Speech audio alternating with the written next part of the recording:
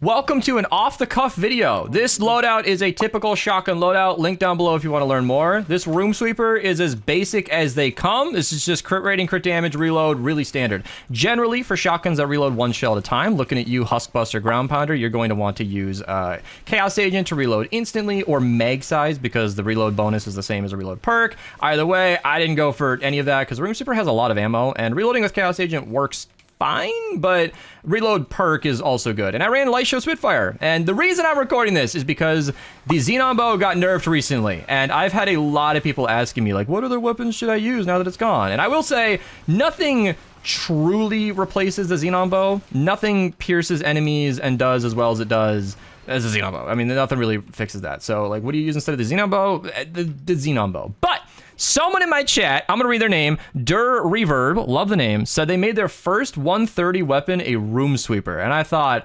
wow, what a unique pick. Now, every day in my daily videos, I see this weapon and I say it's an S tier shotgun. And I wanted to just come on here and show you guys why. It's not the first time I've covered the room sweeper. I've got some ancient best perks on it, link in the description down below. And I even made a, okay, not recent, but relevant still video on the room sweeper forever ago. I don't know if I ran a fun loadout on that one. It might have been double crit damage or something, but you can see exactly what I'm talking about. This weapon, I don't even have Toy Rocket out boosted right now. This is just the weapon. Like, it's really, really strong. It's fully auto. It will eat all of your shotgun shells. Don't plan to run the room sweeper every single day, or every single game rather. But one thing I will suggest, we were talking about this today on stream, Twitch link down below if you guys want to see these live. We have a lot of fun conversations.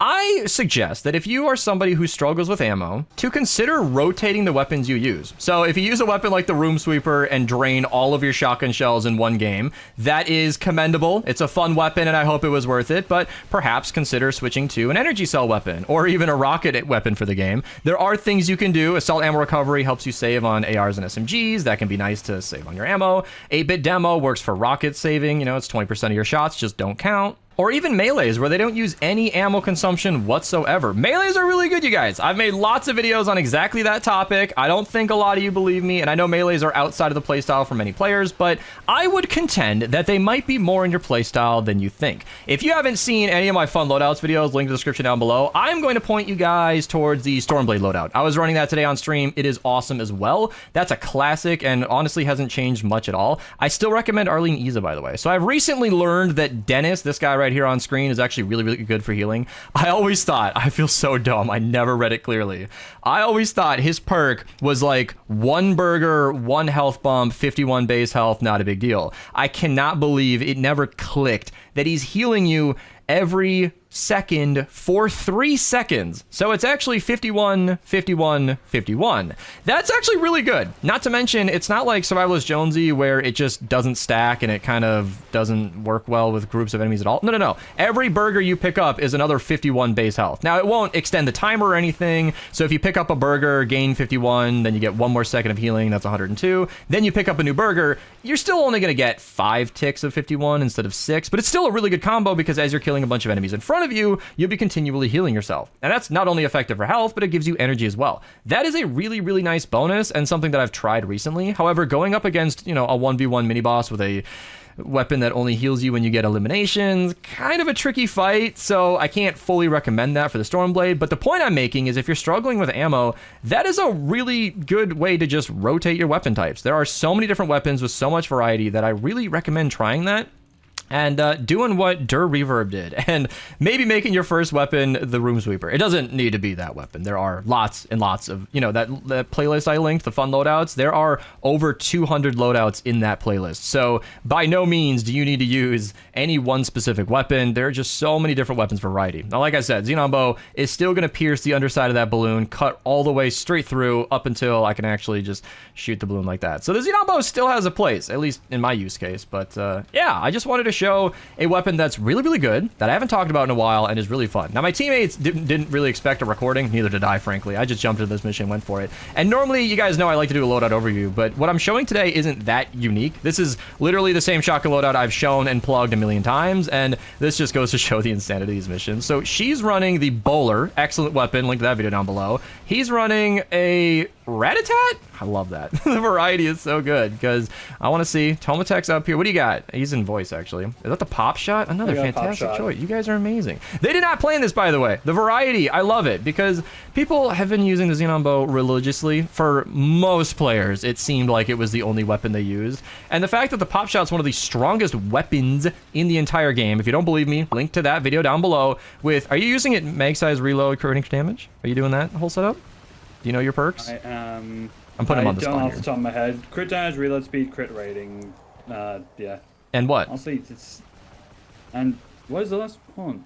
That's important. We're missing one. Is this even a good copy? Uh-oh. I think I was looking at the wrong. Crit damage, mag size, crit rating, reload speed. Yeah, so mag size and reload, the way that I explained earlier in this video, stack together. Because reload speed will give you a 75% faster shell reloading speed, but mag size gives you 75% more shells. And because the reload time for shotguns that have shell base are based on the total reload time, so like the ground pounder, it goes from 7 shells over 5 seconds to 12 shells over 5 seconds.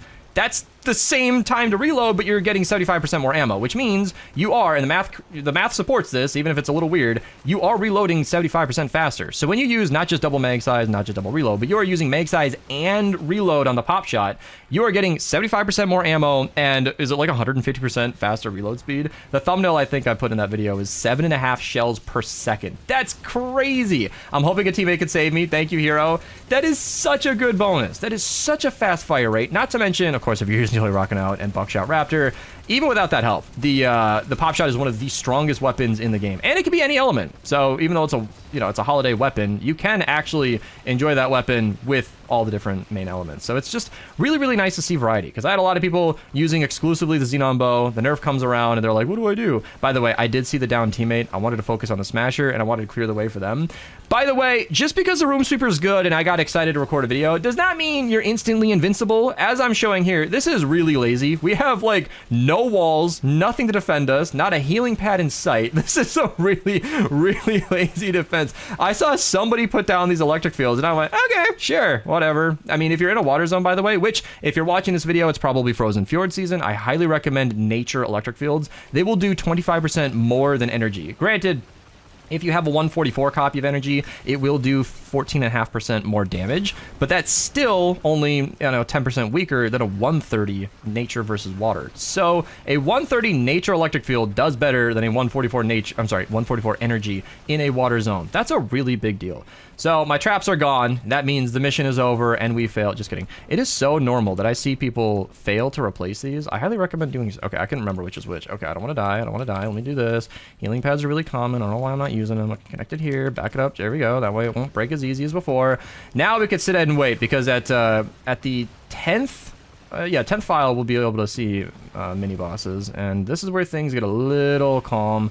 I don't know what to do on this back end. If it's trap vulnerable mini boss, we'll just handle it, and I'm just gonna ignore that guy, because this is like a random information packed excited burst of, hey look, the room sweeper is a variety weapon you can try, but a lot of people don't try it. I don't know why. I don't see it in missions very often. It is expensive, I will admit. I am aware of the fact that we've gone through about 900 shotgun shells. Like I said, if you're gonna run the room sweeper and you don't want to craft ammo all day, I recommend cycling some other weapon choices, but, that is on theme with the idea of variety. So I'm going to craft some shotgun shells now, because I'm pretty sure in my other room sweeper video, I went through so many shells. But what does that even cost to craft? We're looking at, like, nuts and bolts, wood, and metal. Yeah, that's fine. Nuts and bolts are actually fun to get. If you guys have seen my How to Get Every Item video, link to that down below.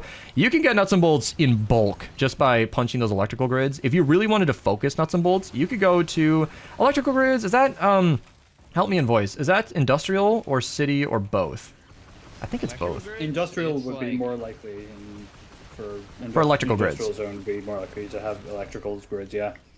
So like big electric boxes. Suburbs and industrial. So suburbs and industrial. Can, but yeah. I recommend industrial because they're most common. So what I'm saying is you could pop into an industrial or suburban, have fun trying out both. Pop in with clip in the lead, target those areas, and literally back out. Like, actually, hop in, target those electrical grids, get a big bump of nuts and bolts. You can get over 200 from those, and then just leave. once you've got your nuts and bolts, I mean, if you're doing this solo, I mean, there's no reason to stay. You don't need to do the defense. You get to keep everything. And this will be a bit slower, but worth it in the long run. Expeditions. You run those red toolboxes, also covered in the every item video. Expeditions are really effective at giving you lots of nuts and bolts. You can get like 2k in a pop. So my modern recommendation for taking out a trap vulnerable mini boss is this. I'm gonna pop a war cry because I want people to be doing stuff. Is placing those wall darts, because you can see the broadside box is fun and cute and all, but what that would have done is walled off this entire south side, and it would split the enemies towards either breaking our walls as they walk through or walking around to areas less defended. But since we placed wall darts here, and already had these in place, all the mini boss did was walk in and die, and what was left behind are wall darts that are still getting used in the current defense. As this smasher is coming through, it's running straight into the wall darts. If you can even see it, this mission's kind of a clusterfuck. It's a lot. There's a lot going on, but what I'm saying is if you put down these wall darts, place them effectively, I recommend that for trap vulnerable mini bosses nowadays. It's less fun than a box of broadsides. I know, broadsides are the first thing I ever did. When that trap came out, the very first trap vulnerable mini boss I found, literally boxed it right up. It's so tempting. But yeah, what that'll leave behind is not just walls blocking the defense right here and right here, but these broadsides will be shooting off into nothing once those walls are inevitably broken by the oncoming,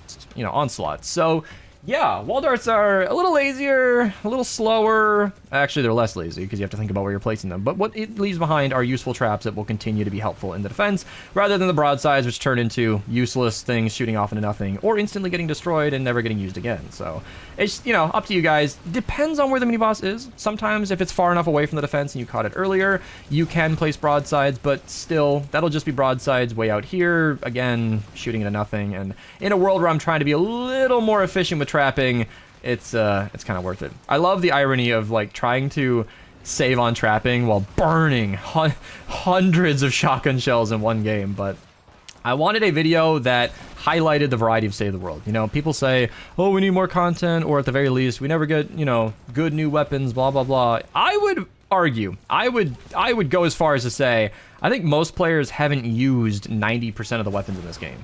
And a base game shotgun like the Room Sweeper, something you might have looked over dozens of times, is really, really, really strong. Granted, you're getting a lot of your DPS from spamming shotgun shells. I'm never going to ignore that point, but if you can afford it, and most of you probably can, you could get shotgun shells, or at least, one game of it. It's pretty fun. It's just a fun way to play. It's a nice way to try out something new, and it just really made me happy that one of my viewers, their first 133 was such an off-meta pick. I love that variety, and good for you. I told him, I'm gonna run Room Sweeper this game just for you. I even spec'd mine to nature just for this mission, and no raggarts. No raggarts. Thank you guys so much for watching. Random off-the-cuff video. Subscribe for more. Usually these are more focused, but I just want to have a good time with this one. Check out the Fun Loadouts playlist, link down below for more variety. Subscribe for more, of course. Channel members get early access, so if you want to see them early, you can do that. Link down below. And, like the video, name your firstborn after me, all that usual stuff. I'll see you guys in the next one, and have a good rest of your day. If you're not done with your food, by the way, some recommended videos here I have you taken care of.